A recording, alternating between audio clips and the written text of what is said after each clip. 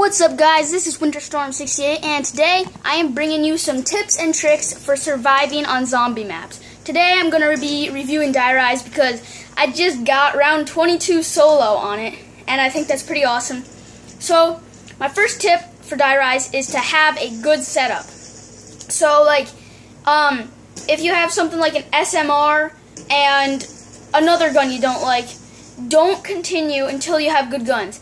The good thing is, in this case, in Die Rise, a lot of the good guns you can get off the wall. So, in this case, I just kept my M1911 to make the Mustang and Sally's, and I also bought the MP5, which is down in that little stairway. I just put it there because it's easy. I got the MP5 because it's easy to get to, and I can just buy ammo whenever I need it. Number 2. You need to have some points in the bank. When I started the game, I went and I got 6,000 points from the bank. The reason you need some points is because Die Rise is hard to set up if you have 500 points, because you need to open a few doors to get to the roof and to get some new guns and buy Juggernog, for example. In this game, I had Juggernog, 2 weapons, 2 good weapons, and I was set up at round 1. Because all I needed to do is open a few doors and buy Jug and get the MP5, and I was good. Number 3, get all the available items you can. In this case, I don't know if I have them yet here, but I had Semtexes, Claymores, I had all the perks that were close to me, and the MP5 was near me, so I just used that. Yeah, so there's a Semtex. But, in this case, what I'm saying about available items is, you don't need to go across the map to get a gun you want, just to survive in Die Rise.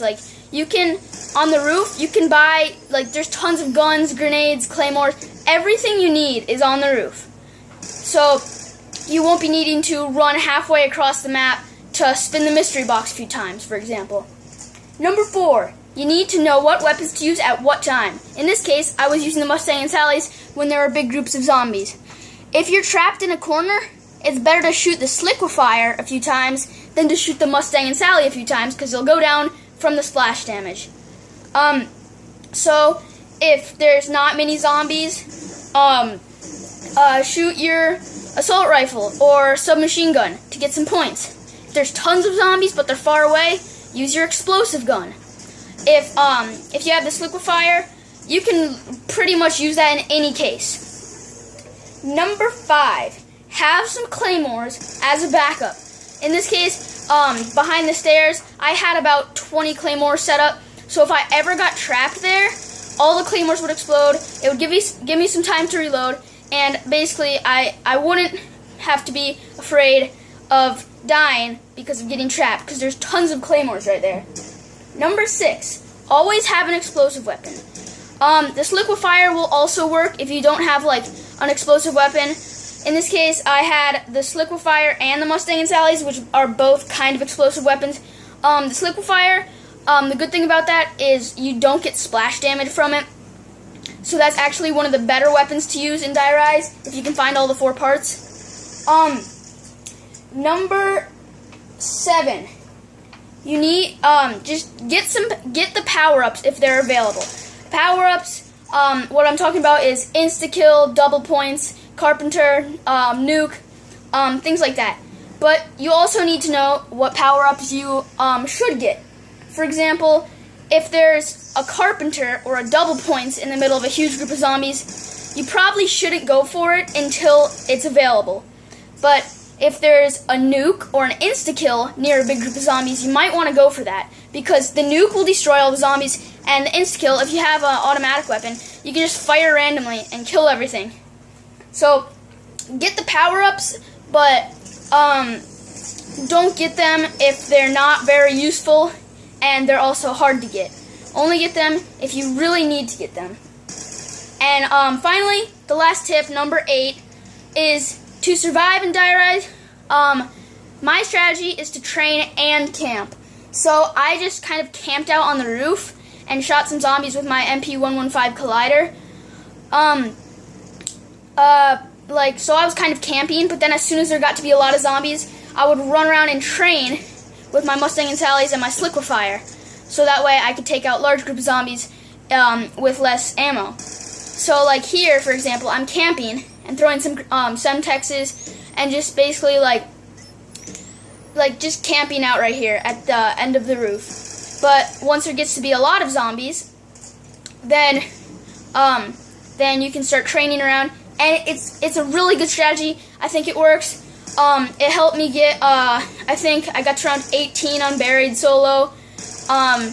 Training and camping, both varying between the two, usually works the best, I think, because just singular camping, for example, at like Juggernog unburied, that's hard because you can't escape.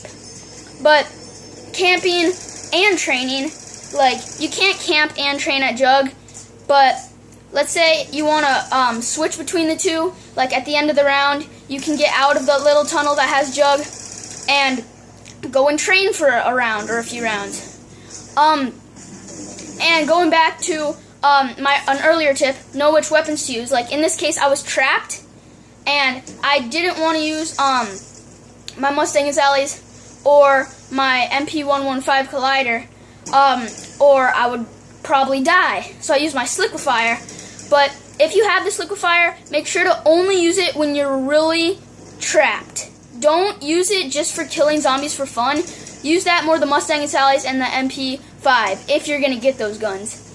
I would recommend to get the Mustang and Sally's though, instead of the RPG or the War Machine, let's say, because they're easy to use, they reload quickly, and I don't think they cause as much damage as the other two explosive weapons.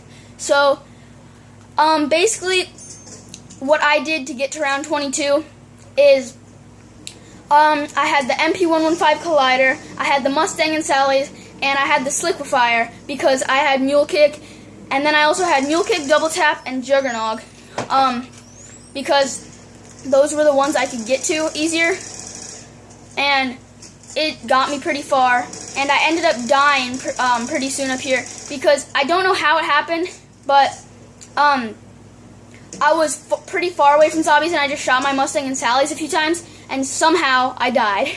So, like, I didn't think that would cause me to die. I think I actually died right here. Yeah, I ended up dying right there, and I don't know why, because I didn't think it would cause that much splash damage. But thanks for watching, guys. Hopefully one day you can get to as high as round 22 on Die Rise on solo, because Die Rise is a hard map, and getting to round 22 is a pretty amazing feat. So, thanks for watching. See you guys on the next video.